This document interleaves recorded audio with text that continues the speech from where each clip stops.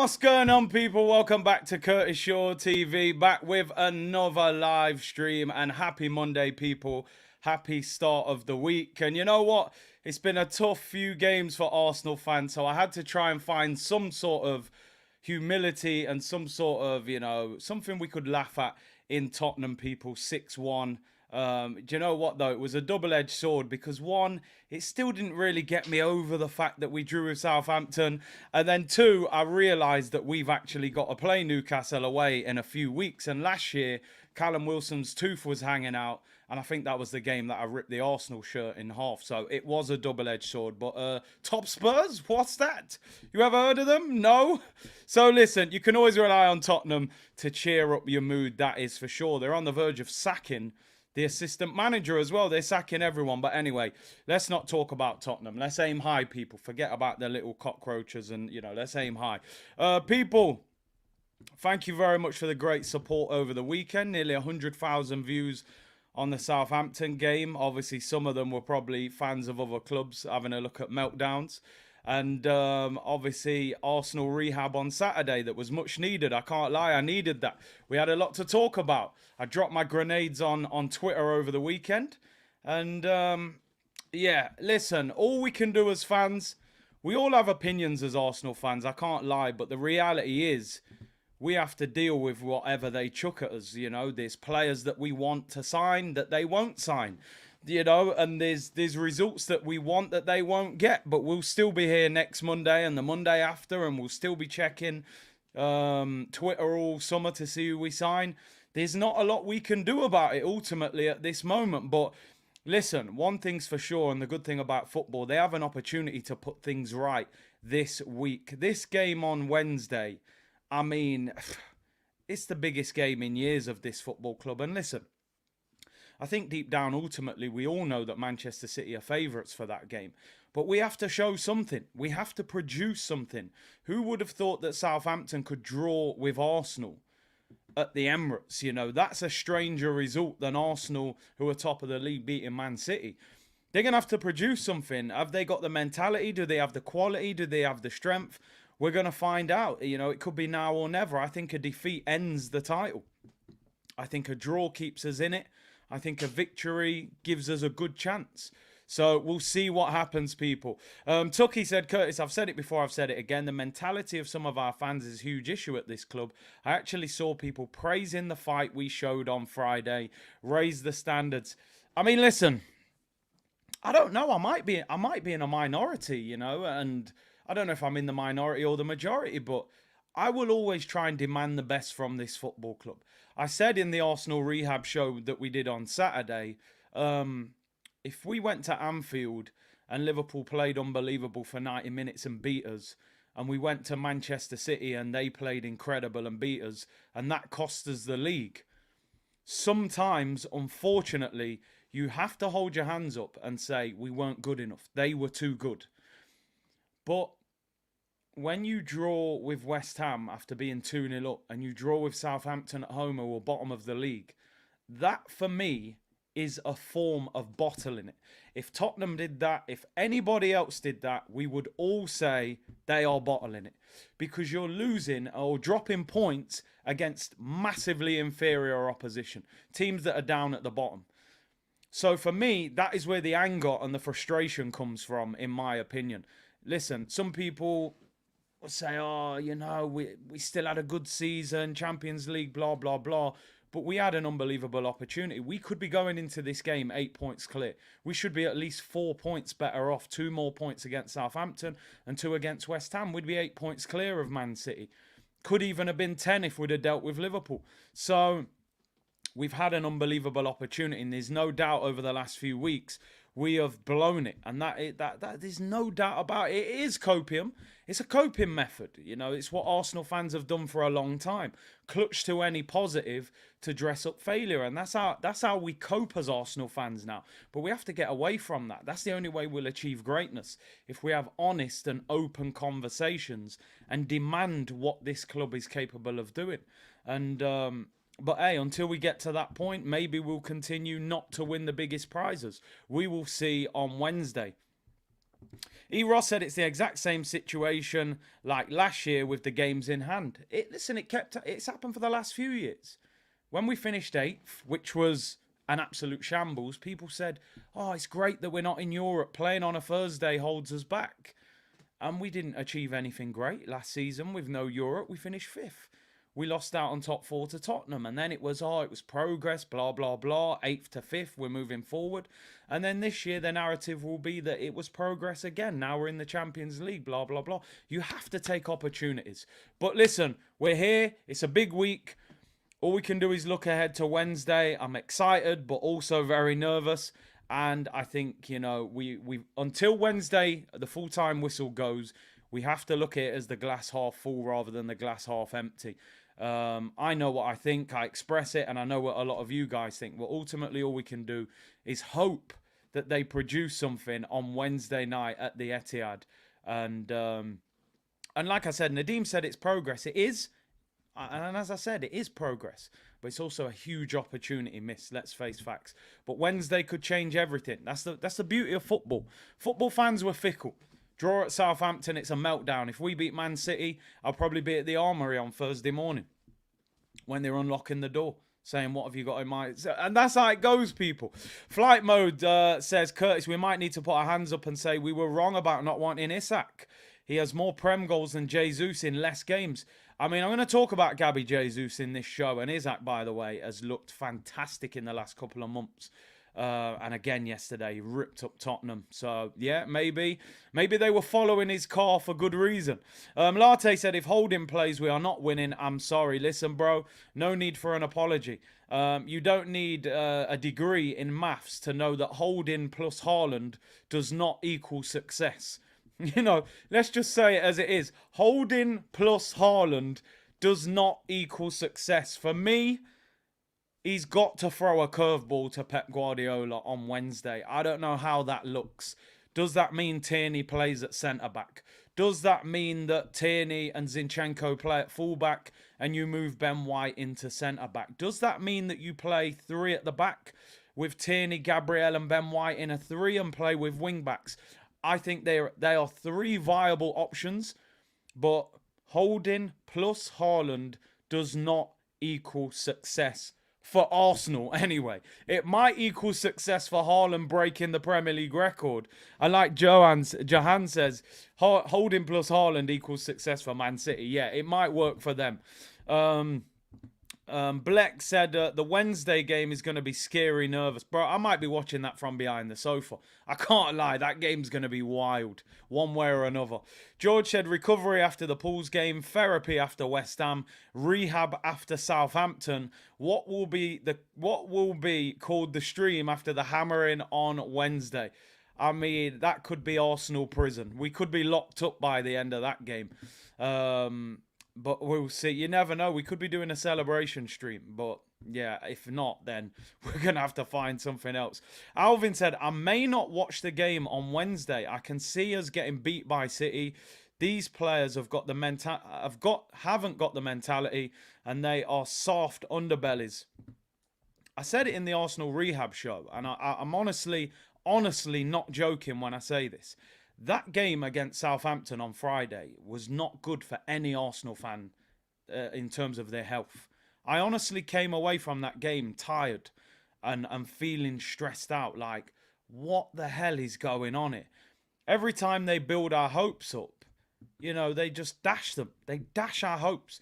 And you say to yourself, I'm not gonna fall into the trap of believing that Arsenal are going to achieve something great. But you're a fan. You want to see the best in your club. You go into that mode of they're going to win the league. They're going to get top 4. They're going to win the Europa League. And all the time, like you said, we get our bellies tickled. So, but big up Alvin. And Eros said if Arteta threw a curveball, it would go straight. You're probably right, bro. You're probably right. Holding would flick it on straight to Pep. It is what it is, people. But listen, just over 48 hours until the game. What will be, will be. The sad thing is we don't play for 6 days after that game. No game at the weekend. We play Chelsea a week tomorrow. So if we win, lose or draw, we're going to have 6 days to have to deal with it. If it is a negative result, it's going to be a very tough 6 days. If we win, obviously we'll be delighted and looking ahead. So it's a huge game. I got to be totally honest. If you offered me a draw against Manchester City on Wednesday, I would take it. If you said to me right now, we can call the game off on Wednesday and we'll give you a point, I'd say lock that game off. Don't travel. Don't do a watch along. Give me a point and we keep it moving. Because at least we hang in there. At least they have to win their 2 games in hand. But yeah, obviously the hope is that we can win the game. So we will see. Anyway, looking back over the weekend, obviously Tottenham got smashed 6-1. I took a little bit of joy out of that, but I have to admit, even the fact that Spurs got battered 6-1 didn't fill me with huge optimism, and you know, because I was still fuming about Friday, and I'm still fuming about Friday, to be honest. And you know, they're on the verge of sacking their assistant manager. Big up Jake. Hopefully they do win for your late mother, bro. Elliot said I'd take a point at City. LB said cancel Wednesday. Obviously Man United got to the FA Cup final. City got to the FA Cup final. You know, Brighton lost on penalties. Sheffield United were never going to trouble City. I have to admit, watching Man United go to penalties, I wanted them to lose just so I could banter friends of mine who support Man United. But I think in the end, as a football purist, I think the Manchester Derby FA Cup final is a very good final to watch. More exciting than Man City against Brighton, if I'm being honest. So it will be a good game. But anyway, let's talk about Arsenal. And listen, I really want some positive news to throw at you to lift your mood, but we're just in this zone at the moment where not a lot seems to be going for us. Not a lot is going against Manchester City. It's difficult at the moment now. A lot of you would have seen the headline to today's show, people. And that is, it's quite simple. We are going to Manchester City on Wednesday night with no William Saliba. It has been confirmed. He is not available for the game on Wednesday.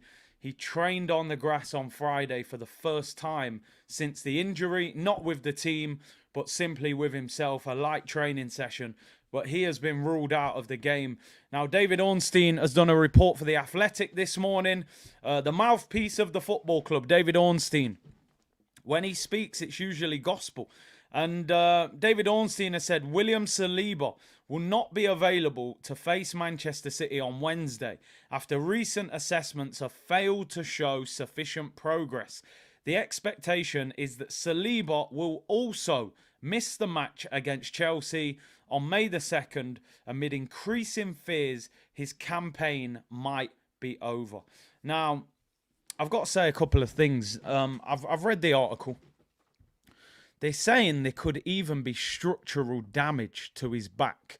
This could be a long-term layoff, depending on the success of the operation.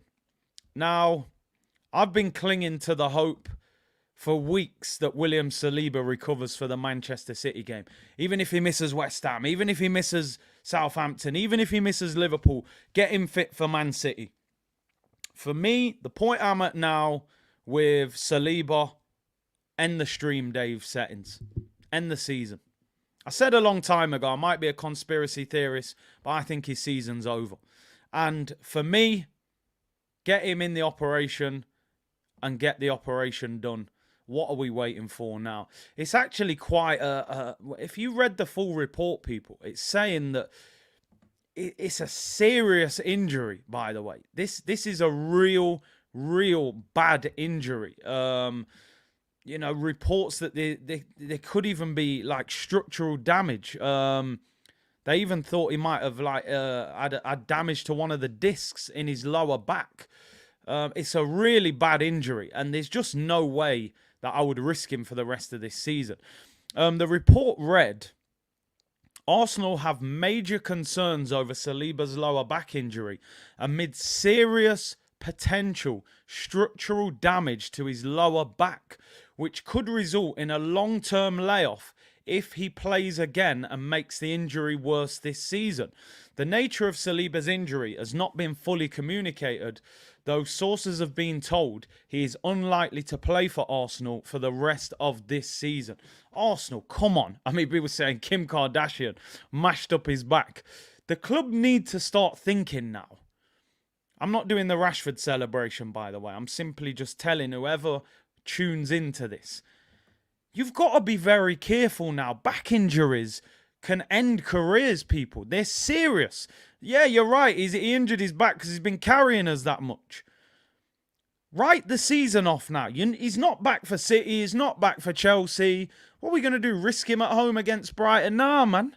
He's mashed. The back's mashed up. My back, blood clot, back. Ooh. The back's mash up. Get him in. Operate on him. He should be recovering now. Lock off the season. Lock it off. He can't play.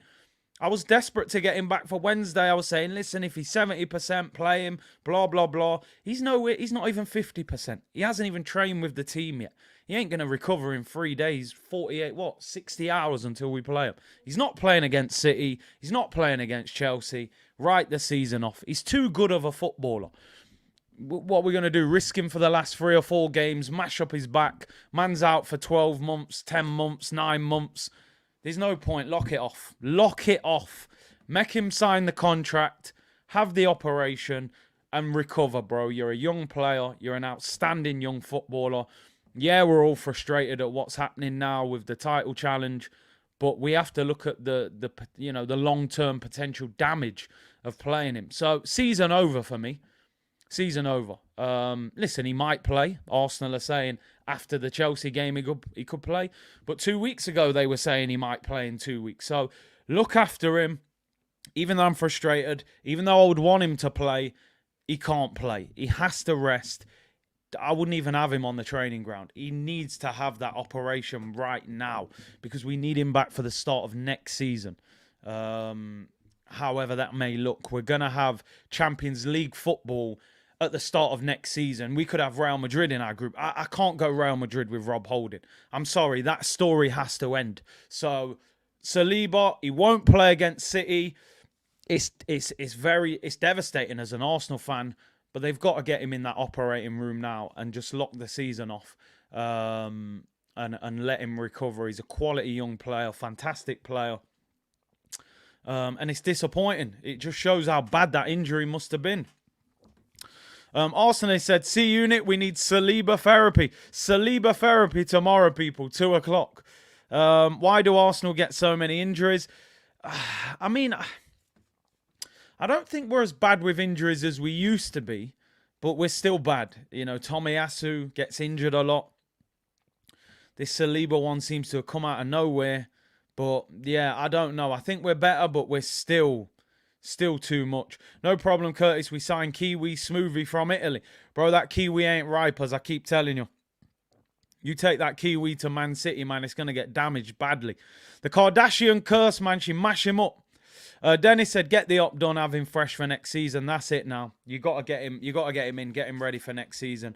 Losing Saliba and Tomiyasu, how unfortunate.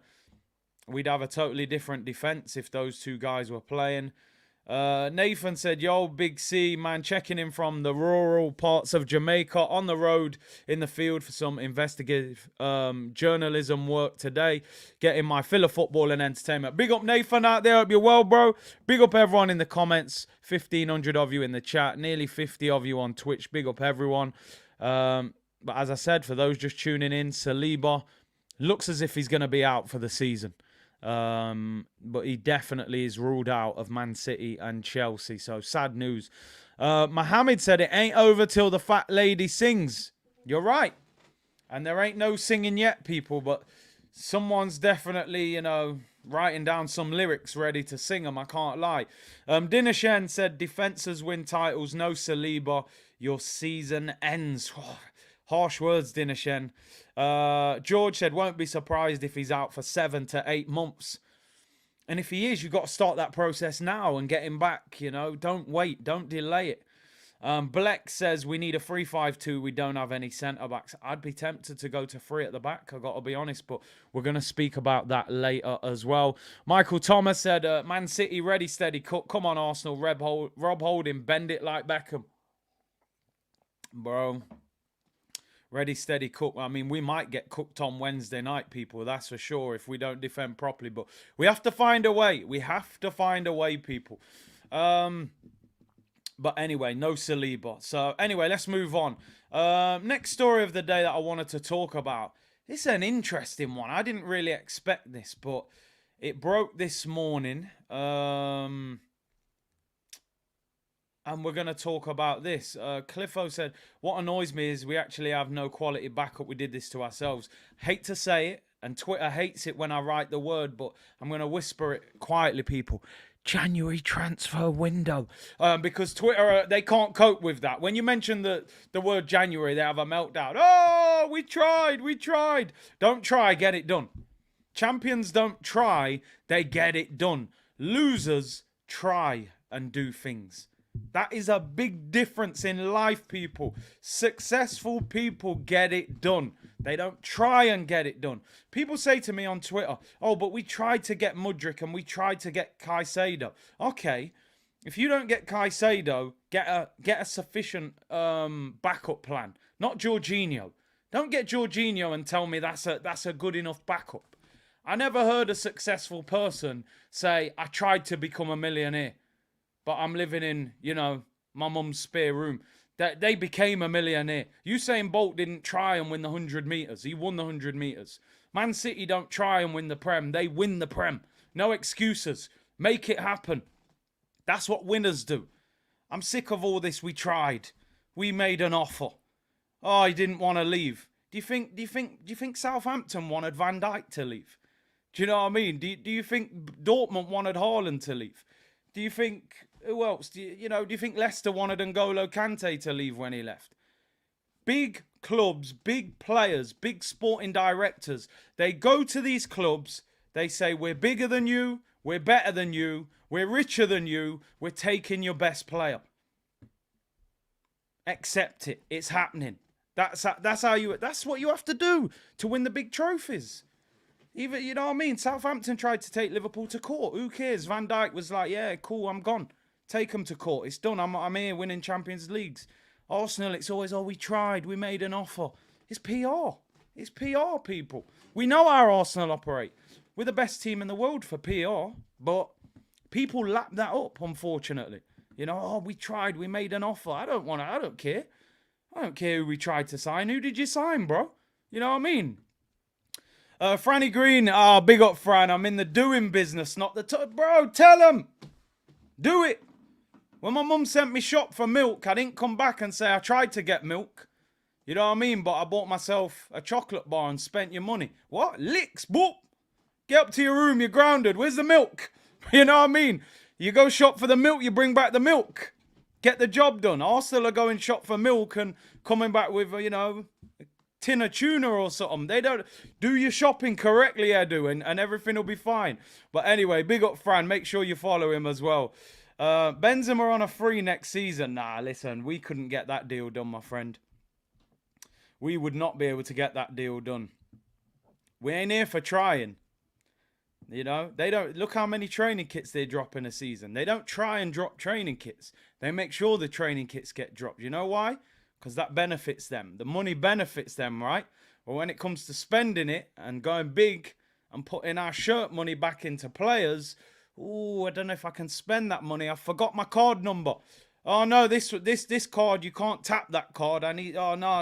What's my code? Oh, I've got my code wrong. They've blocked it now. I can't buy Caicedo. Don't worry, though, Brighton. We're friends. We'll go Ibiza together in the summer. Barbecue at Edu's house, man. At least we're friends, Caicedo, man of the match yesterday against Man United FA Cup semi-final. But don't worry, we got Jorginho, who had a Ballon d'Or nomination in 2013. 2018, whenever it was. That will comfort us when, De Bruyne's lifting the title. Don't worry about it. But anyway, let me not get caught up because, when I start going down this, people can't cope with this. A lot of you can, but some. The Twitter audience definitely can't. That's why I just dropped the grenade and move on. But MD, we tried to win the league. We tried to sign Caicedo. Well, it's fine. Okay, should we do a parade for that on the day after the season finishes? We'll do a parade. We'll hold up a sign saying we tried to win the Prem. and we tried to sign Caicedo. So let's see if that comforts us. But anyway, the account ain't set up for direct debits. Yeah, it was blocked. They blocked it. Anyway, let's talk about not getting money, by the way. So good, that leads me nicely. Big up Elliot, did you say training kits? They might bring out the we tried to win the league training kit at the end of the season. You never know, people. Anyway, speaking of not getting money, this was an interesting one that came out this morning. That has come out of nowhere, really. But again, in the same article, David Ornstein, the mouthpiece of Arsenal Football Club, Ainsley Maitland-Niles will move on from Arsenal this summer after the club decided against triggering an option in his contract for a further year. With the decision to part ways mutually agreed months ago, Maitland-Niles will be a free agent on the 30th of June. Now, I got a couple of things I need to say, and this is going to lead to a poll. And again, sometimes I have to look myself in the mirror. I'm standing with the man in the mirror. Oh, yeah. Big tune, by the way. Big tune. Ainsley Maitland-Niles, 25 years of age, come through the youth system at Arsenal. Has England caps, by the way, something that Rob Holding doesn't have. I'm saying, the first thing I said to myself when I saw this story was,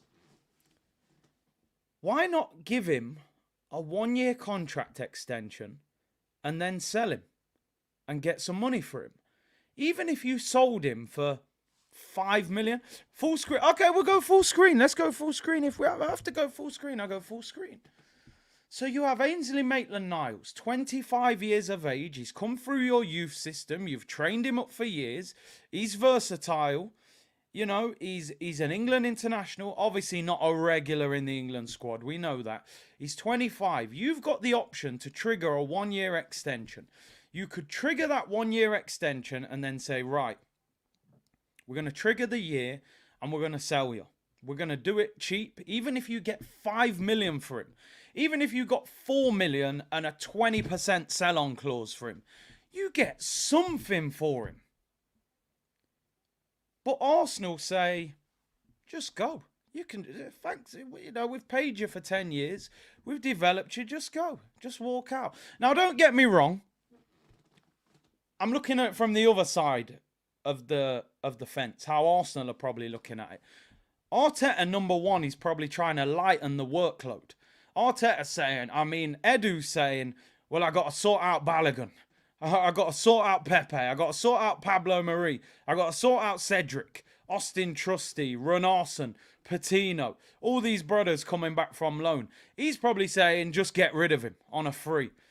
But equally, like a lot of you were saying, Wolves offered £20 million for him a couple of years ago. We rejected it. Remember the summer when Everton wanted to sign him? And he had a meltdown on Instagram. Oh, just let me leave. I just want to play football and be happy. He went on loan to Roma. Now, I'm seeing here an article that 5 Premier League clubs have already contacted Ainsley Maitland-Niles' agent about signing for them.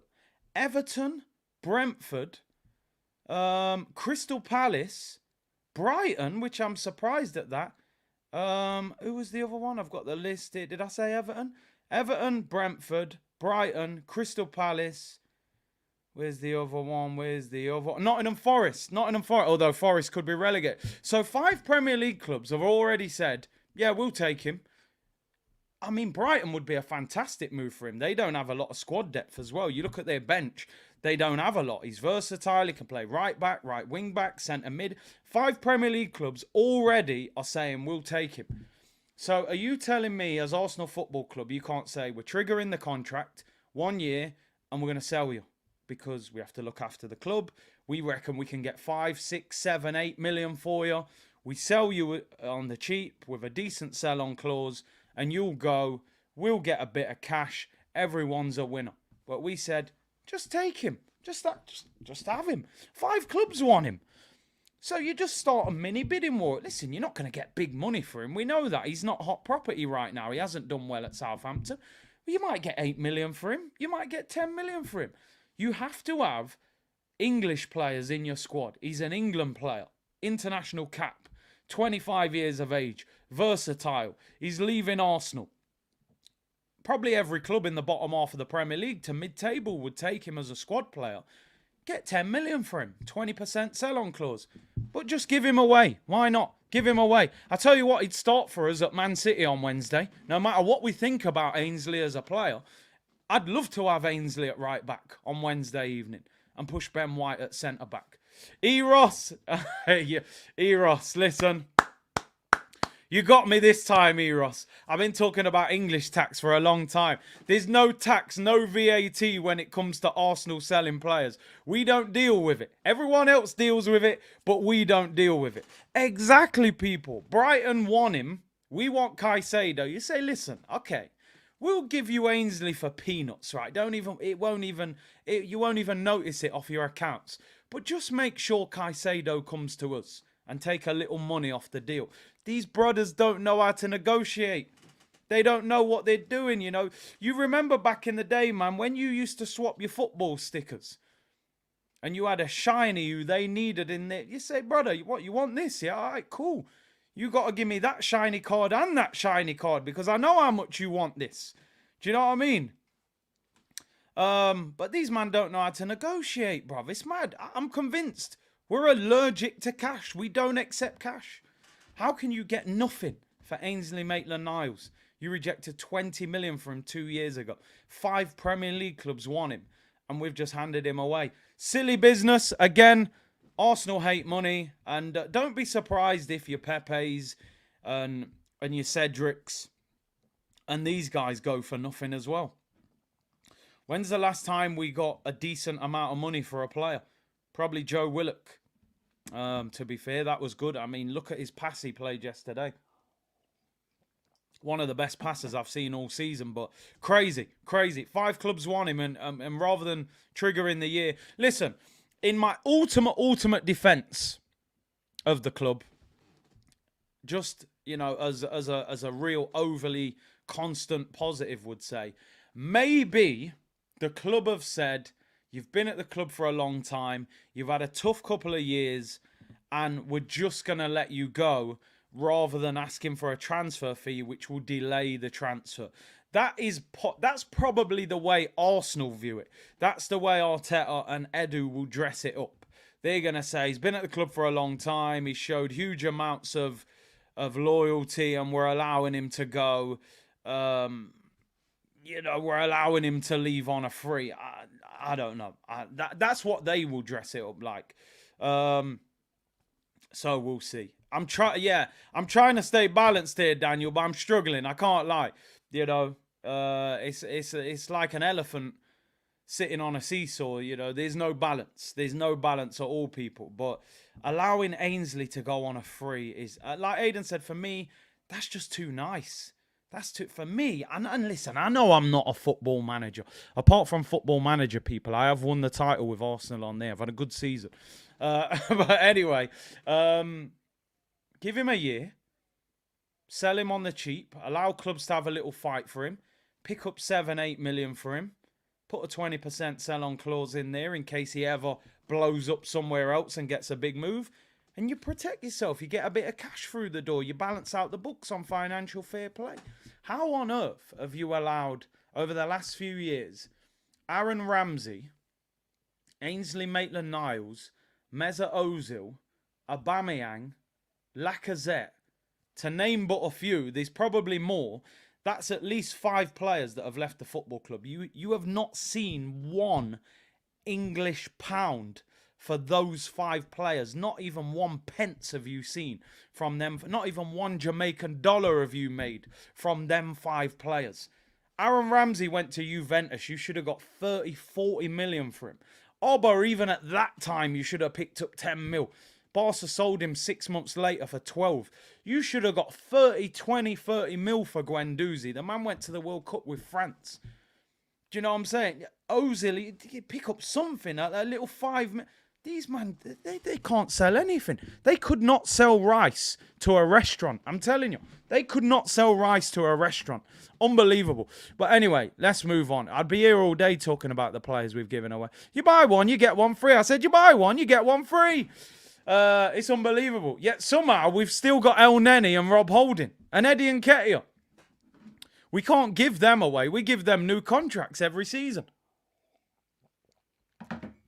20 million for Emmy, who won the World Cup. I mean, you know, let me not.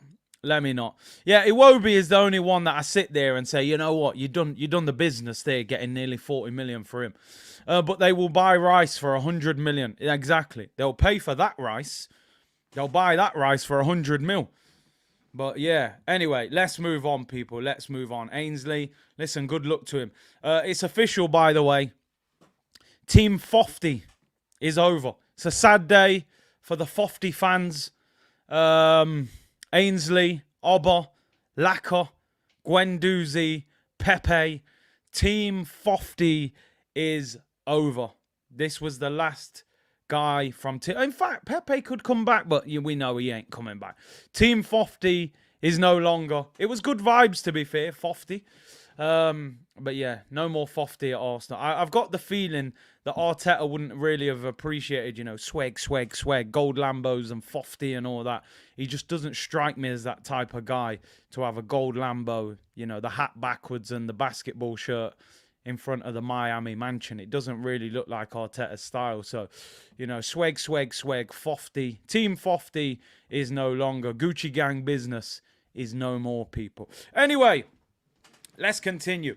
DJ Ash said, Curtis, we need 2 centre-backs, a right-back, 2 centre-mids, 1 right winger, 1 left-back maybe, and 1 striker. So you're calling 2, 3, 4, 5, 6, 7, potentially 8 players. I don't think Arsenal will buy 8 players this summer. I agree with you because, yeah, we probably could do with 2 centre-backs. We definitely need a right-back. Definitely 2 centre-mids. Left back if Tierney goes. If he don't, you can get that one off the list. Right winger, definitely. Saka's got no competition. And for me, we 100% need a striker. Now, I am going to talk strikers. I'm going to talk about Arsenal's striker. And I want you to know before I even start having this conversation, this is no sort of... I'm not downplaying how important and how good this guy is because you know me, people. I am a big fan of Gabriel Jesus. I'm a big fan of him. I think he's a fantastic player. I think for £45 million, he was a great signing. And listen, I think he's a top player and he's got a great personality and mentality. But ultimately, I think we saw against Southampton the other day that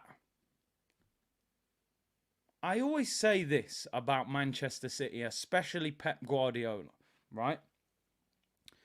Pep Guardiola does not sell anybody for no reason.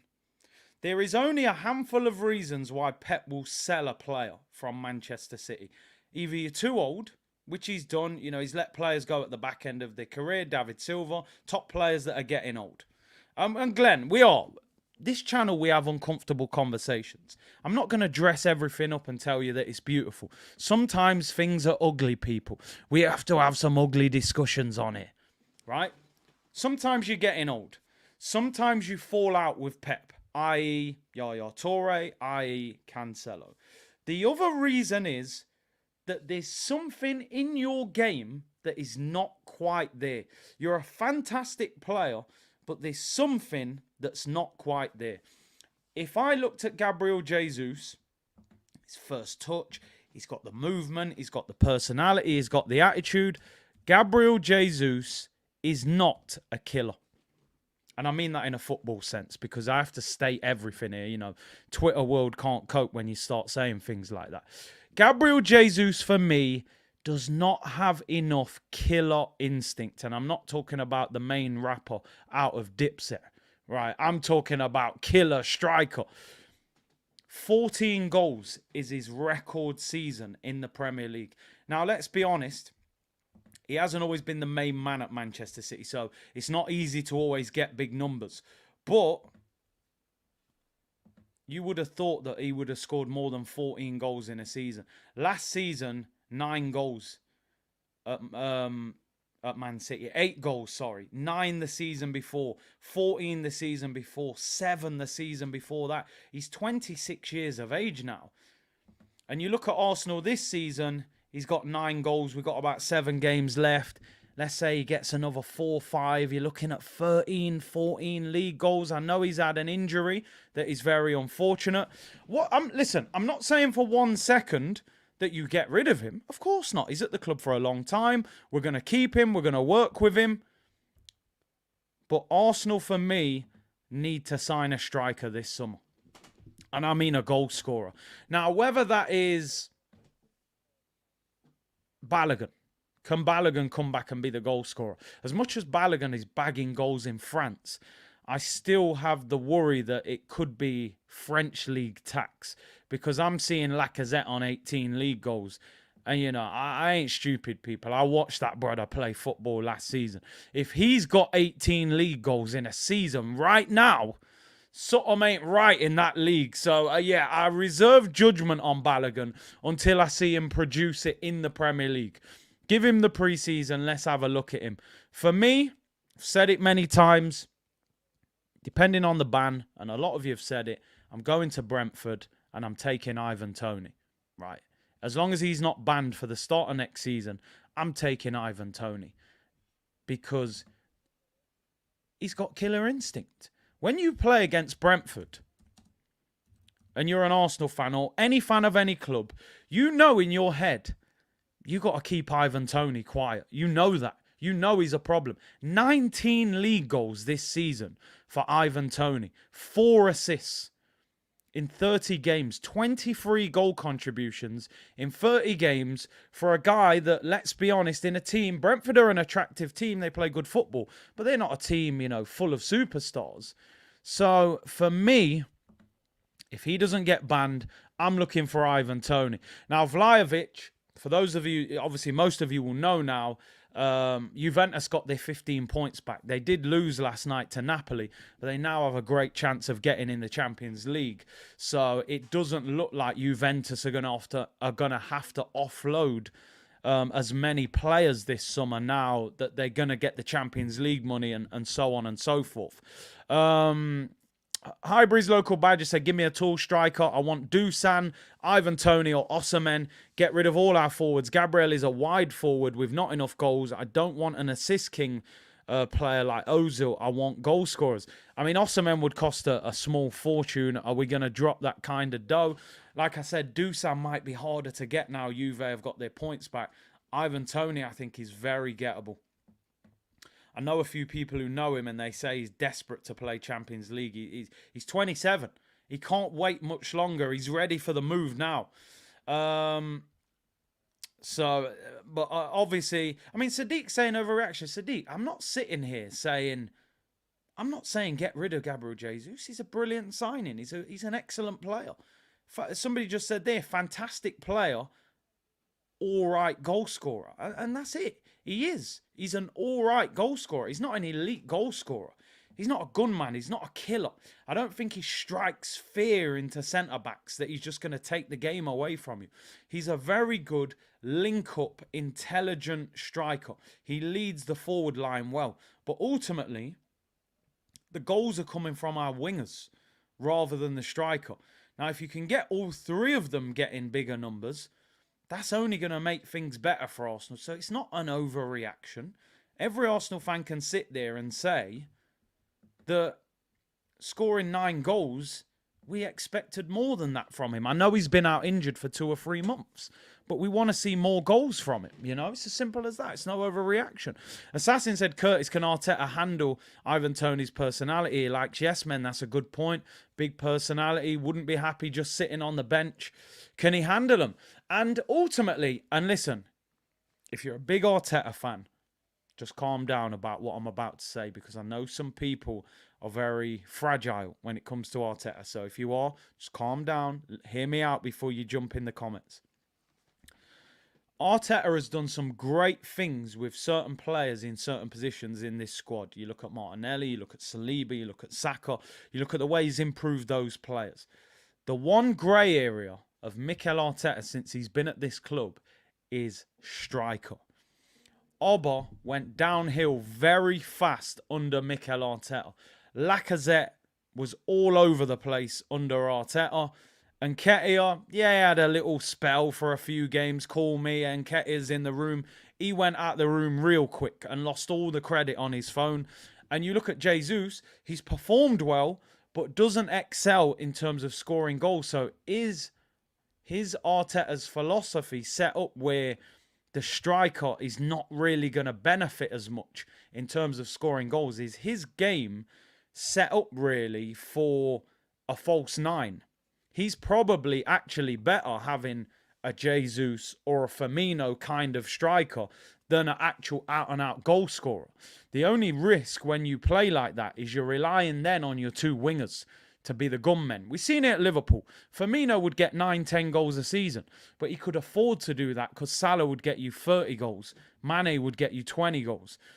So the difference with us, we've got two young wingers. They're having their biggest goal-scoring seasons, which is good, but it puts more pressure on them. So I just think it's an alternative that we need to Jesus, where you can say, okay, today we might need somebody that we can just start whipping crosses in, and Tony can head them in, or Vlahovic can head them in, or Osimhen, but I just don't see us paying the Osimhen money.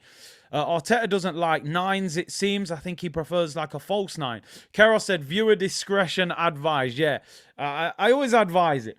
J9 is sadly a right winger. Listen, he played out wide a lot of the time for Man City. Has it taken that sort of goal-scoring edge away from him a little bit? I think listen, I want to make this clear. Gabriel Jesus is a fantastic player. He's an upgrade on Lacazette. I was delighted when we signed him, and I'm definitely happy that he's at this football club. But for me, give him some competition. And I mean serious competition. Maybe even somebody that is even better than him. You know, that's the way you've got to push if you're going to reach the top. You have to keep competition at this football club and push players. No comfort zone, no comfort blanket. So yeah, we'll have to see on that one. But anyway, let's move on from that. As I always say, viewer discretion is required, but hold it down. Chris said Trossard is a competitor, but Trossard ideally is a winger. He can play through the middle. He's not an out-and-out striker. Alberto said we also need another right winger and another number 9. 100% we need somebody to compete with Saka on that right-hand side.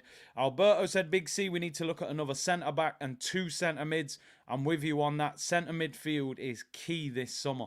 Insomnia said, want to see Arsenal play 4-4-2 with Gabby Jesus and Ivan Toney. Why not? Why not? You got to have a quality midfield to do that, though. But yeah. A big up Mohammed, who's become a member. Really appreciate it, bro. Thank you for joining the membership community. Jesus would have like 15 goals if he wasn't injured. And that's the bit where I'll give him some credit. You know, he was out for a while. With injury, and he can't help that. So, I would have expected him to be 5-6 goals ahead of where he is now. And he probably would have been. So that's the consolation. But he did go 8-9 games without scoring before the injury. So he wasn't in good goal scoring form.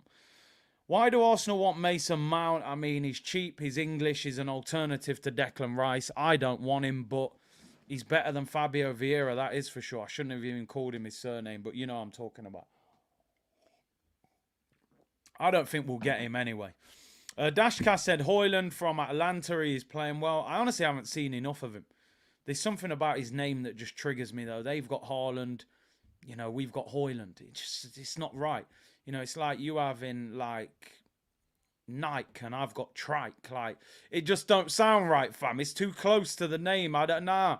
He might be a good player, but it's like when they had Messi and we signed that Messo or something, whatever his name was. It just ain't right. They've got Haaland, we've got Højlund. I don't want him. I'm sorry. The name, it's got me. I'm sorry. It might be a good player, but we have to get someone else. Not pace and pound. Nah, man. Hopefully not. We have Nketiah. Evan Ferguson, he looks a good player. A bit young Wayne Rooney-ish. Another hype player. Haaland from Wish, you know them ones. It's just the name, Leo Messo. It just don't work. Should have signed Luis Suarez. We signed Dennis Suarez. It's just not gonna work. It is It is very petty, people. It's very petty, and I might sit here in a year and say, "Oh my God, we should have signed him." But yeah, I'm being petty. It's Monday. I'm still not over the fact that Theo Walcott slotted one in the bottom corner, and looked like he was 21 again, and Ramsdale ran out of the warm up to go and have a poo, and then played a pass that was pretty poo as well. So yeah, I'm sorry. I'm being real petty. The name puts me off. Somebody just said he scored 7 goals in 26 games. I'm sorry. That does not get me hyped either. They've got Nike and we get Mike. Exactly. It just ain't gonna work, is it, bro? It's like the Tesco 2 stripes. They're not Adidas. You've tried to be Adidas, but it ain't Adidas. A said, please shut down this nonsense about YouTubers saying sack Arteta even if he wins it. They're not even joking. I mean, listen, I've never said that. And I'm not the biggest Arteta fan, but that even for me, that's a stretch. I can't say that.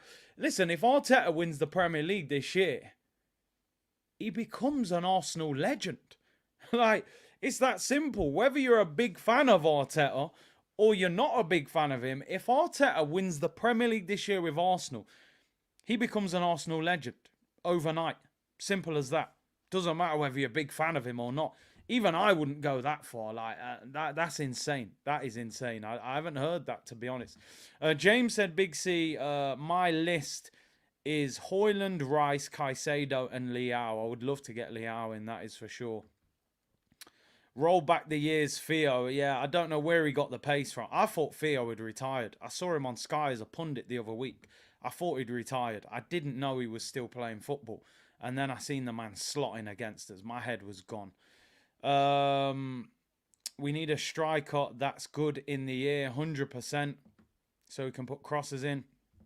Lavia, oh my days. He destroyed our midfield the other day, man. Another Man City product as well. Anyway, let's talk about a player that we're being linked with again. It's a name that we all know very well. We spoke about him pretty much every day in January. And that is Moises Caicedo. Man of the match yesterday in the FA Cup semi-final against Manchester United. Press resistant, energetic. He covers every blade of grass. He's a B-Tech Kante, which is still a compliment. But listen, I think he's quality. I think he's absolute quality. And Fabrizio Romano said on his channel yesterday that Arsenal are still very much in the race for Moises Caicedo this summer, which you would expect. Surely you don't offer £70 million for a player and then all of a sudden, you're not interested in him 6 months later. Why would you not be? Especially when he's having a good season. Now, reports state that despite the fact he signed a new 4-year contract with Brighton in February, the contract was just sort of a well done for his quality work and a reward for the fact that he was on such low wages. He was earning less than 10 grand a week at Brighton, which obviously Premier League £70 million bids is he's gonna, if he would have come to Arsenal, he would have got 80, 90 grand a week compared to less than 10. So they're saying he should be available in the summer. And if you look back at some of the comments that De Zerbi was saying about Caicedo in January, he was referring to the fact that wait until the end of the season, finish the season. It's almost as if he was saying, listen, get us in Europe. In the summer, we'll listen to offers, but you have to finish the season. So I think that they would let him go. I think the problem you've got with Brighton now is there's going to be a race this summer. McAllister being linked with Liverpool and Manchester United. Caicedo being linked with Arsenal. And Mitoma's being linked with clubs as well. I think Brighton will maybe let 1 or 2 of them go. I don't think all 3 of them will be allowed to go. You look back in previous years, they've let, Cucurella and Basuma go last year. I think 2 of those 3 will leave, not all 3 of them. So if Arsenal do want Caicedo, I think you've got to, like a lot of you are saying, pre-transfer sort of thing and get him ready for that move. I just want to address this comment. Amaru said, Big C, I always agree with you, but with this one, I disagree. The respect to the reason why Pep allows players to leave. Now you said you want Leroy Sané. Now, let me just break this down. It's quite simple. Leroy Sané was offered 3 contracts by Manchester City. He left Man City. Man City did not want to sell him. I'm talking about players that leave Man City because Pep wants to get rid of them. He didn't want Leroy Sané to go. He wanted to keep him. Sané wanted to go back to Germany. So he's not included in the way that I'm talking about players leaving. I'm talking about players that Pep has pushed out of the door or allowed to leave. So we don't include Leroy Sané in that. So calm down. Relax. Calma. Woosa. It's only Monday, my friend. Anyway.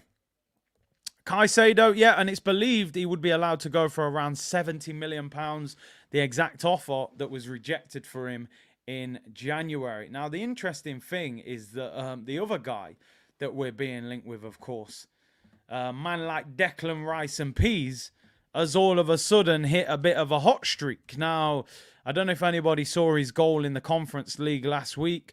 Runs from the halfway line and slots it in the bottom corner. Everyone hyped up, and then he scored a nice volley yesterday. All of a sudden, West Ham have fought their way out of, the relegation zone, and all of a sudden they look safe, and they could even win a European trophy in the Conference League, which would be big for West Ham. So he's starting to kick into gear as well. So it's going to be interesting. A lot of you in the comments saying get Rice and Caicedo. I just don't think that Arsenal would spend that much money on 2 centre midfielders, because if you're going to spend 70 on Caicedo, I think Rice costs you probably 80. Are Arsenal going to drop 150 on 2 centre mids when we need a right winger? We need at least 1 defender. We could need 2 or even 3 defenders, because I think we need a centre back and a right back. And if Tierney goes, you need 3. And then, like I said, with a right winger, I just think the numbers would be too high. I think it would be one or the other. As I said as well, I think Arsenal will probably sign a free agent this summer. Whether that's Tielemans, there's a number of players out of contract this summer. And Arsenal love a bargain. So people saying the rice is getting spicy now, people. Jerk rice. Which I've never actually tried, by the way. Yeah, it's the rice is jerked up now, man. It's getting a little spicy, scoring a few goals and that. So it'll be interesting. Do we go for Rice or do we want Caicedo, said Joe. Solomon said, first in the Prem, sack Arteta. He's a bum, incoming elite for champions. That's harsh. Solomon, listen, they wouldn't do that anyway, would they? Let's be real. If he wins the league, he deserves his time. He would have to. He would have to. That is for sure. Caicedo, which one are you taking? Do you know what it is with both of them, right? I'll be honest. I've probably been more in favour of Caicedo, to be honest. What I do like about Declan Rice, though, is the leadership, the temperament, and the physicality. He's a lot bigger. Caicedo is small. Where Rice is a big guy, he's strong, he's a captain. And I think at times we lack character in our team. So he does have qualities. I just feel like Caicedo is a better footballer than Rice. But I think the club are going to go for Declan Rice. Because you see a lot of things that they're talking about. They love the way he trains. They love his leadership. The fact he's English. I just think they're going to go for Rice over Caicedo. Listen, like a lot of you are saying, I think Clement just said it. If you're serious, you get both of them, to be honest, because I think we need drastic work in that midfield. I would get rid of Jorginho. I would get rid of El Neni. That only leaves you with Xhaka and Partey, and I would sign both of them. But we don't move like that. You know, when I move, you move, just like that. When I move, you move, just like that. Hell yeah. Hey, DJ, bring that back. When I move, you move. That popped into my head. When a song pops into my head, I have to just run with it. Old school, that was Ludo on it, I think. But yeah, big boys, you sign both of them. You let Jorginho go to Italy and you get rid of El Neni, but we'll have both of them guys next season. So we're probably only going to sign one of them, to be honest. Nah, man, I never had jerk rice, bro. That ain't authentic. That was in some microwave bag in Sainsbury's. I'm sure Jamie Oliver brought that out. That's what you call biting the culture, bro. Nah, man, I never tried jerk rice. I can't lie. Abdul Ghaffar said, "Trust me, Big C, we're gonna miss out on both, wasting time on stupid negotiations." Yeah, we'll get Tielemans on a free, probably. You know what I mean? It would be typical of Arsenal, but yeah, we'll see. Stand up. Yeah, I'd alluded to. Uncle Ben's jerk rice. Come on, people. Give me a little more credit than that. I've never been down that road. I can't lie. SJ Kelly said, with Champions League money, we'll spend 225 to 250. I'd take both. I said many times, Arsenal have to have the biggest transfer window in the club's history this year. Our biggest ever is 150 million. We got to break 200 M's this summer. We got to spend some real bread. 200 million this summer. Champions League's not a joke. That competition will chew you up and spit you out if you're not prepared. 200 million standard. Midfield's got to get probably 100 million. You need to buy a quality winger, maybe one or two defenders. Easily 200 million. Big up Big C and the unit will watch on replay. Big up South London's finest as always. Bulletproof said, I agree. Mr. Robbo, if we get Tielemans, we will have Opel Astra engine disguised as a Ferrari. No one who can run in there. Even Partey's looking real old, man. Declan Pilar Rice says, John. Big up John Layout, man. He moved over to Twitch. Still got Danielson repping. Iobo said, just one of those days. It's really sad to celebrate my birthday with this Arsenal form. Hey, man, happy birthday, bro. Celebrate your birthday, man. Enjoy.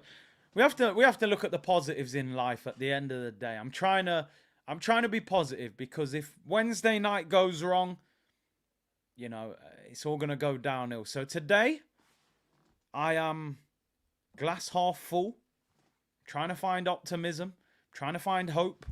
I'm trying to believe that we can go to the Etihad and beat them. Brentford beat them. Everton drew with them at their place. Go there, be smart, hit them on the counter-attack. We've got pace in attack. We'll possibly concede, but let's have some optimism. If we've lost by 10 o'clock on Wednesday night, I won't be talking like this, that is for sure. And I'm even struggling to get them words out. But all we can do is hope right now. All we can do is hope. All we need is love. Love, love. That's all we need right now, people. We need some love, people, as Arsenal fans. Jamal said Rice can play 3 positions at a good level too. Centre mid, CDM and centre back. Yeah, I've always felt with Rice like he's okay at everything, not great at anything. But hey, it is what it is. Southern Gooner said one team battling for a double, another for a possible treble. Meanwhile, we're frying fish with no. Yo, brother, what kind of cookout is this, man? What are you, man? Hey, yo, Edu, what go on with the barbecue, bro? I came here for some fish, and you, man, I got Nemo on the barbecue, man. What kind of idiot fish is this? We're moving on. We got bigger fish to fry, people. Dash with the Europa League. Dash the FA Cup. Dash the Carabao Cup. We're winning the Prem. And the fish, man. What kind of fish is that? That man better fix up quick, man. Cause boy, I don't know what's going on right now. No seasoning. Some dry, salty fish these man delivering me. Where's the seasoning, bro? Where's the flavour? We're playing with no flavour right now, Southern Gooner. Big up yourself. Where's the flavour in that, bro? Where is the flavour in? I always remember when I used to play, and we used to go to these hotels on like a Friday night, right? And you'd have your pre-match the night before the game, and they give you, I don't know, pasta and fish or rice and chicken. And you get the chicken and you cut it and you say, brother, did these lot not even put salt, no pepper, no nothing? These lot are literally cooking in hot water and nothing else. To where it got to the point, man was going in the inside pocket. You know, like them old man will pull out a little flask and maybe sip on his rum or something. Man are pulling out hot pepper sauce for the pre-match meal and just putting a few drops on there. Come on, saying, brother, I can't eat this. What kind of food is this? No flavour you're giving me here. And man, just drop 4 drops of hot pepper sauce on there. I can't eat this. No flavour. What's going on? Right now, last couple games, Arsenal have looked like that chicken on my plate on a Friday. I'm cutting it. Water's just dripping out of it. And I'm like, what kind of idiot thing is this? I don't know what kind of chicken this is. So, yeah, man, we need some seasoning, man. Some hot pepper sauce on Wednesday. Need to go and burn Man City on Wednesday night, man. Asfar said there will be no fish to fry soon. Bro, we're hoping, man. We're hoping. Back in 03, yeah, we had some real seasoning them times. Captain Birdseye settings, you know them ones, bro. Giving me rice and peas and putting green peas on there. Like, what is this? What kind of... Yo, I don't know, man. I don't know. Big up the Gunners. See Unit 1 love. Big up yourself every time. Praying for the 3 points on Wednesday. Bro, that's all we can do is pray and hope right now. They need to find a performance, you know. Dory, the fish setting. Bro, I'm telling you. We had Jaws on there. Big fish. Yeah. Title winners. Right now, we got Finding Nemo on there. That's how small the fish is disappearing real quick. Big up Adane who said, today is my birthday. Happy birthday. Blessings to you. Jashar says, big up Curtis Jerk Rice, not in Agasa. Come on, man, tell him. I need them idiot things there, bro. Flipper settings. Bin the Carabao Cup with bigger fish to fry. FA Cup with bigger fish. Bin the Euro pot with bigger fish. Can someone tell the fish it's so close to being burnt the oil is black? Oh, my days. Right. Anyway, let's quickly look ahead. I'm not going to do it too much because I'm gonna more do the preview to the game tomorrow with press conference reaction. Eros said, Curtis, we need to win Wednesday. No draw. Listen, let's have a look at the table. Let's have a look at the table and have a discussion. We need to win on Wednesday. But the way we're playing, if you offered me the draw, I would take it. I'm going to keep it 100. Because at least we're still going.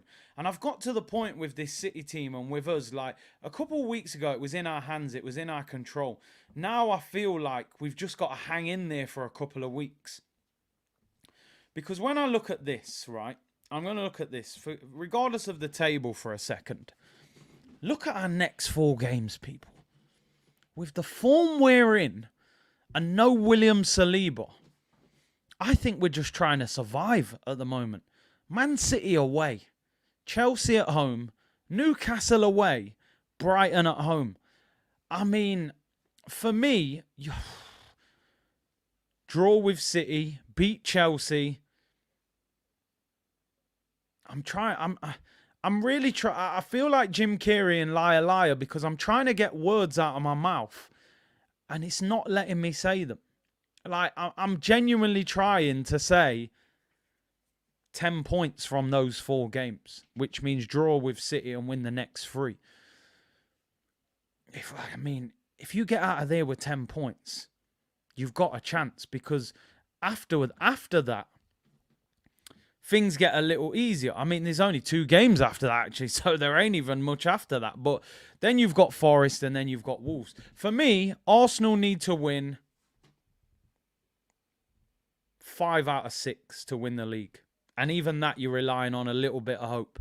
I think if we win 5 out of 6, we're champions. Because I genuinely think City will drop points. But if we don't, I think it's a wrap.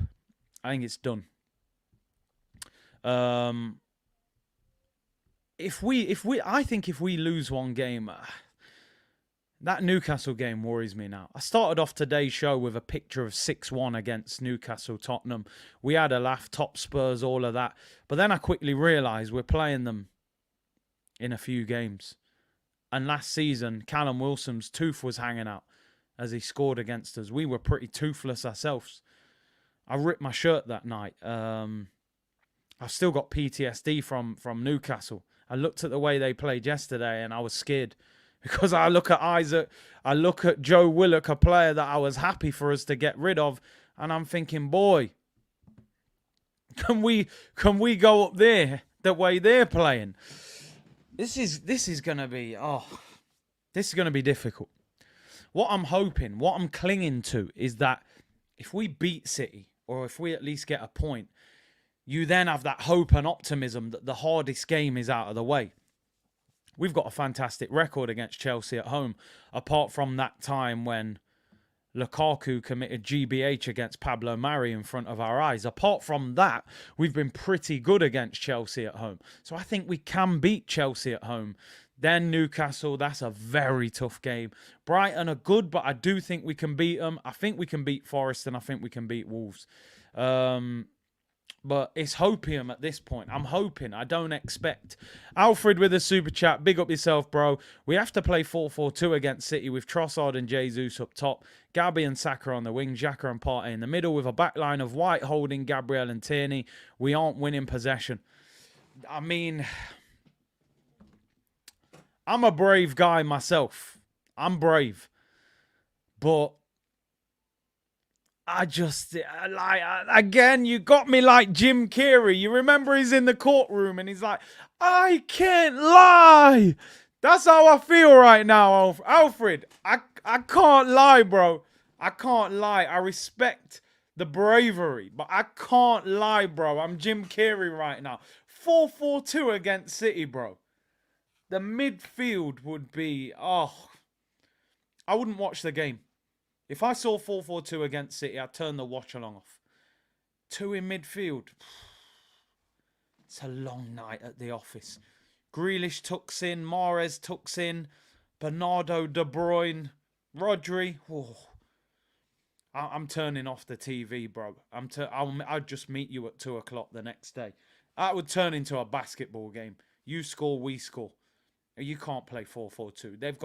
Their midfield is the most efficient in the Premier League. They would absolutely bop the living daylights out of Xhaka and Partey. Have you seen the way have you seen the way Thomas Partey's been moving the last few weeks? He's moving like a granddad. I respect the bravery. You want to go for them. But, brother, they will pepper us. They would absolutely pepper our midfield. And Rob Holding being in that back four, that's just scaring me. But big up yourself, Alfred. Alfred wants to go for it. He's saying, let's just go there, play on the front foot and bag. But 4-4-2, I think, you know what I mean? I get it. Maybe in 1999 I would have played 4-4-2, but not right now. We ain't got the midfield. You need pure energy in midfield to play 2 in there. But I agree in the sense of switching it up. I think if you just go there 4-4-2-3-1 and Holding's there and it's predictable, I think that plays into their hands. You look at Man City's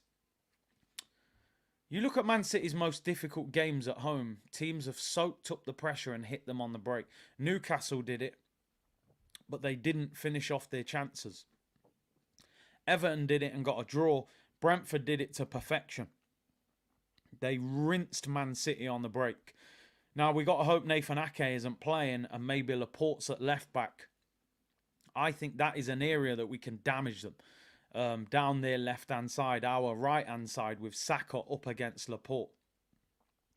Where I want to offer a little bit of optimism, though, just looking forward, maybe not right now. And listen, as I said, people, every time I talk about Man City, there's no doubt I am clutching at straws. That's all I've got right now. I am absolutely clutching at straws because they're so good at the moment. That's all I can do. But as I said the other day, Man City play Saturday, Tuesday, Sunday, Wednesday. They play every single midweek between now and the end of the season. Pep said before the Sheffield United game, some of his players are suffering from exhaustion already. Now, I think their next few games after Arsenal, we need to take points off them, whether that's a draw or a win. Fulham away, a bit tricky, but I think they win. Mitrovic is suspended, doesn't help. West Ham at home, I think they win. Leeds at home, I think they win. But then, this is what I am clutching at here, Peter. And when I say clutching, I mean clutching, right? After Leeds, Real Madrid in the Bernabeu midweek. Tough game. Hopefully Benzi and them, man, come up clutch. Because when Pep loses a Champions League game, his head rolls off. He does not take defeat in the Champions League well. I am capping, I am clutching, but I'm trying. Arteta's in the chat. Oh, he said, sorry, I bottled the league. Oh, dear me. These accounts, right? Real Madrid away, come back, Everton away. If you look at Man City's results over the last few years, Everton away has been one of their bogey teams. I don't know why. Sometimes it's some random ground, innit? You know, where it's horrible. It's a scrappy game. Sean Dyche, you know, Stone Cold Steve Austin. They'll go to Everton after Madrid. I'm hoping Hala Madrid, they've just dealt with Benzema and Vinicius. Then they go Everton, at least get beat up there, even if they don't drop points. Then they play Madrid again. Then it's Chelsea. Then it's Brighton away. Then it's Brentford away. Then it's the FA Cup final. They have got some tricky games back to back to back to back. I just think at some point in this run, City will have a little wobble. It ain't going to be nothing big. You know, it ain't Nutty Professor kind of wobble. It's just a little excess, you know, lockdown weight on the stomach, that kind of wobble. You know what I mean? It ain't Sherman Clump, that's for sure. But just a little something. Madrid away or Everton away or Chelsea or Brighton. Brighton away is a tough game. Just a couple draws. That's all we're looking for. And I ain't talking about 420. Just a couple draws. Ivan Toney, last game of the season. Brighton away. Chelsea. Chelsea don't look like they've got nothing there. Couple draws might win us the league. You know, they have to. I know they've won their last 6 at Everton. All right, I was capping then. I thought that was a bogey ground for them. Okay, write it off. Well, let me say this then. This is all I've got for you then. They at least put up a good fight. I remember last year they got that penalty, that handball that Lampard was going crazy about. But yeah, okay, let's end it. They're on fire. They're going to win most of them. I tried. Let's move on, people. Let's move on. I don't even want to give you false hope. We've just got to beat them on Wednesday. If we don't beat them, forget it. Let's stop. I'm clutching at straws, people. It's like finding a needle in a haystack, innit? There's no weakness. I saw a stat that every single player in their squad is fit apart from Nathan Ake, and even he apparently is doing a fitness test. African Giant said, what are the 5 stages of grief? Denial. Yeah, maybe I've just got to get to the acceptance part and then I can start, you know, moving forward. But one thing that's good, do you know one thing that's good about Wednesday night, Arsenal fans in particular, right? Do you know one thing that's good about Wednesday night? By 10 o'clock on Wednesday night, as an Arsenal fan, I will have clarity. Curtis Straw TV, by the way, that is, do you know what? You know, sometimes in life, people, when you get done like that, Martin Hill, you've just got to stand there and applaud. You know, I don't have a comeback. I was going to do a joke about Hill or something like that, your surname. But you know what? I haven't even got one. You've caught me off guard. You've absolutely done me. It's like Theo Walcott getting in behind Arsenal's defence and scoring. I wasn't prepared for it, and I have to just stand there and applaud you. I can't even give you a timeout because that's shameless of me. So congrats, you've done me there. That is for sure. That is for straw, you could say. Gibson says, play 3-2-4-1. White, Gabriel Tierney, Xhaka Partey, Martinelli, Odegaard, Trossard, Saka, Jesus. Let's play Guardiola at his own game. I'm trying to see that formation on paper. So your 3 centre-backs. Who's your wing-backs? Who's the 2 wing-backs? Is it Martinelli and Saka? I'm assuming, is it? I can't even... I'll have to put that down on create formation to see that. I definitely think we need to do something different, though. Hey, it's all love, man. But one thing about me, bro, I can take a joke. You know, I hand out enough. I got to take it when it comes back.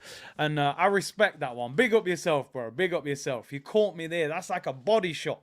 It just gets you in the ribs. Samuel said, I am convinced my hairline will be gone after 90 minutes at the Etihad. I'm going to need a wig. People, I told you, listen, I mean, the Kane rows are a bit messy today. The hairline's not bad.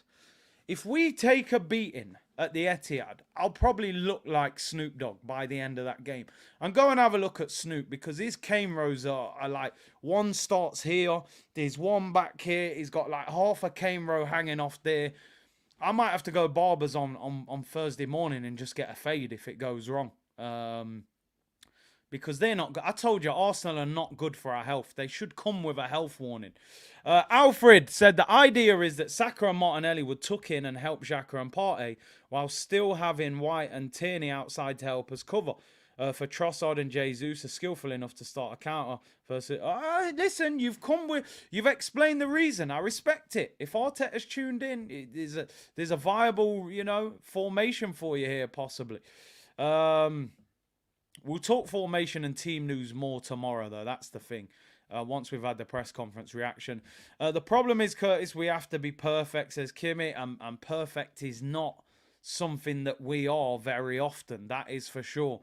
It could be Arsenal autopsy on Thursday. That's another one at 2 p.m. There will be some bad ones. At least you're not delusional like Robbie. That guy is clearly being paid. What's Robbie saying? I think the one thing I saw Robbie say that sent me I'd done the Patrick Truman like off the chair. I forget what he said. Something like he loved the spirit of the comeback against Southampton, and when I heard that, I just said, Robert, you need to relax. You need to relax. It's like going to the casino and saying, I lost the rent money, but at least I won, the taxi fare home back. That's small consolation, bro. Yeah, I lost the £1,000 rent money, but I managed to win back £15 so I could get an Uber from the casino to the house. Like, that's basically what happened against Southampton. We threw away potentially the title, but at least we fought back and got a point. You know what I mean? Robert, relax yourself, Robert. Relax. O'Malley said, undefeated when Partey starts in the Premier League this season. Yeah, but he started the last couple games, and we know how that went. So unbeaten doesn't mean you win the league. We could go unbeaten from now to the end of the season, and it doesn't mean you win the league. If you draw with Newcastle, draw with Brighton, you probably don't win the title. Yeah, you can say, we went 15 games unbeaten. Don't matter, mate. You're not lifting it. Wins is all that matters. Alberto said, Big C, I hope we don't have another Arsenal therapy session. I can't handle it. Bro, this one, Thursday's one, if it happens, I hope it don't. I said if we win, we're doing a member stream and we're celebrating. This one will finish us all off. This one will be game, set, and match. It's beyond Arsenal therapy. I hope we don't. Big up Raymond with the super sticker. Appreciate that, bro. We aimed for top 4. Yeah, that I've deleted the My Manager tweet. No, it's still in the drafts. I'm hoping it comes back Wednesday. And I'll put that one instead. I'll just drop that grenade. We aim for top 4. And we'll keep it moving. But anyway, let's see what everyone's saying before we round up. I've got one more. It's just speech to get hits. Listen, I think he actually does believe it, Rob. I believe he does from when I've spoke to him, but I don't know. Maybe they've hypnotized him. That's why I called it Arteta Fan TV. I think they've hypnotized it. Look into the eyes, not around the eyes. Look into the eyes, Robert. Anyway, it's silly season in terms of transfer rumours. I don't even really want to say this, but it's been online this morning, so I'm gonna report it. I'm not gonna talk about it for long. And that is, they were called. Oh, by the way, because I just seen someone saying that they were calling him Robbie Tile, which I thought was an absolute classic. They're saying that he's the new Ty, Robbie Tile. That is legendary. Anyway, let me just tell you this rumor before we get out of here. It's a strange one. I think they're clutching again like I was clutching with Man City. It is Sadio Mane being linked with a move to Arsenal. I mean, This is a wild one, isn't it? Hey, I heard you were a wild one. Ooh, I don't even know who sings that, but I hear that on the radio sometimes. Just go with me, people. You know, it's a sing-along as well. I have to restore the faith. Sadio Mane, according to reports coming out of Germany, Sadio Mane will be sold by Bayern Munich this summer after his bust-up with Leroy Sané. They believe the situation is untenable and causing negativity on the training ground. Naturally, they're going to side with the younger German player over Mane. Apparently, a number of players have fallen out with him as well, and he's looking for a move away from Bayern Munich. And he's being linked with a move to Arsenal. It's believed Bayern would be willing to accept around £32 million, which is what they paid for him in the summer. They're happy to just take their money back. Now, the problem with Mane, he's 31 years of age. He turned 31 at the start of this month.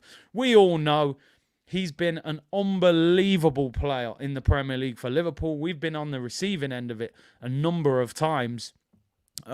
Interesting thing about Sadio Mane, double figures in every season since he joined Liverpool. 13 league goals, then 10, then 22, then 18, then 11, then 16. Over 20 goals in all competition in nearly all of them as well. He's been an outstanding player. But for me, it's no deal. He's a left winger. He's not a right winger, which is what we need more. I wouldn't go for Sadio Mane. I'd try and get somebody a little bit younger, somebody that can play on the right, somebody that can compete. He's also on £275,000 a week. And he's gonna want at least that same money. 30 million plus, 275 grand for a 31-year-old that's out of form, that's getting thrown out of his club, really. Listen, I've been a massive Sadio Mane fan over the years. He's a player I've always kind of looked at and said I'd love to have him at Arsenal, but not now. You know, don't go and sign him now. It's too late. Shaq said, check the passport. To be fair, looking at the hairline, this is how a lot of us might look. This is how a lot of us might look by Thursday morning if Wednesday doesn't go well. That's way back. But anyway, let me not do this to Sadio because he's a real one. I respect Sadio, but we know the hairline ain't as strong as his performances have been for Liverpool, that's for sure. African Giant said, wild ones, David get a flow rider. See you next season without a trophy. All love big. You know what, brother? African Giant, yeah. This guy has been, anytime it goes wrong for Arsenal, he's in here, he's in here. Just throw in the jab. I might call you Lennox Lewis, I used to watch Lennox Lewis box, and I say, has this guy got no other punch apart from the jab? He just jabs. He jabs, and he wins on points. African Giant just jabbing me all season. But you're 11th. You're 11th, bro. You can't say nothing to me, bro. But you know what? I would be shameless as well, because I would be saying, well, I won the Champions League a couple years ago, and you've won the Prem, and you've got loads of money. So I just have to try and block the jab. That's all I can do at this stage. So, but now, big up yourself, bro. I respect it. I respect everyone in the community, man. As I said, we're a dysfunctional family over here. So you're just like the crazy cousin from out of town that supports Chelsea. And, it's all love, bro. Big up everyone in the chat. But yeah, Sadio Mane to Arsenal, for me, that's a no. Yeah, I wouldn't go for Sadio, man. I think he's way past his best. Let's get into a few comments before we round up, people. Eros said Lennox here. You know about Lennox, man. Lennox with that jab was lethal. Too many shameless people. Don't worry about it, man. Be shameless. Embrace it. We're gonna get Rafinha. Edu loves him. I've always said Rafinha is like, I call him a C-Tech Mahrez, not even B-Tech. I'm not a big fan of Rafinha, I can't lie. The one thing is he starts a lot for them, so I'm not sure if we will get him, but they're trying to get Messi, so if they get Messi, they're going to have to sell somebody in that forward line, so maybe they will. Big up Dre in the chat, so no ghosts and no... Yo, man, big up Dre, man, big up Dre. Ian Moore said, choose one, Mane for 30 million or Zaha on a free. No, no, no. Hey, do you know what? I forgot about that. Jeez, I nearly left. Nimbo, if you're here, switch this off. I actually forgot about that. I had that news story up. I was going to finish the show with this, by the way. Where is it? Where is it? There is a link to him again. But Mane for 30 or Zaha on a free. I'd take Wilf. He's younger and he's cheaper. Sadio for me is too expensive. 275 grand, 31, and they want over 30 million. I think that's poor business.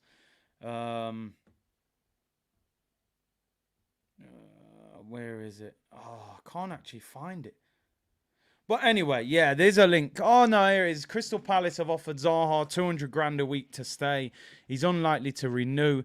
There has been interest from Arsenal, PSG, Bayern Munich and Marseille, who are all interested. It's not really that much of a story, to be honest. Ed Aaron's in The Guardian. So, yeah, it's not even worth bringing up. He's more focusing on Crystal Palace anyway. So let's leave it. You just said we don't need a left winger. Yeah, it don't count with Zaha. We just need a winger reaction. I'm shameless. No poll today. No, I didn't actually get the polls out, did I? The strip club's closed today, people. It's Monday. It's been a rough weekend. Friday night, man. It all went crazy in the Emirates. Zaha, wow. Is Emery still the manager? Dear. Listen, before I get into Zaha convo, let me get out of here. I've been on for an hour and a half. Thank you very much for tuning in. As always, great show.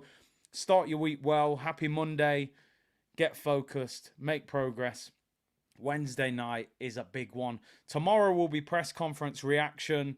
Mikel Arteta. We know that Saliba's out. We'll find out if Xhaka is back from his cold that he's had. And as I said, I can't believe I said it on Saturday, but we miss Granit Xhaka.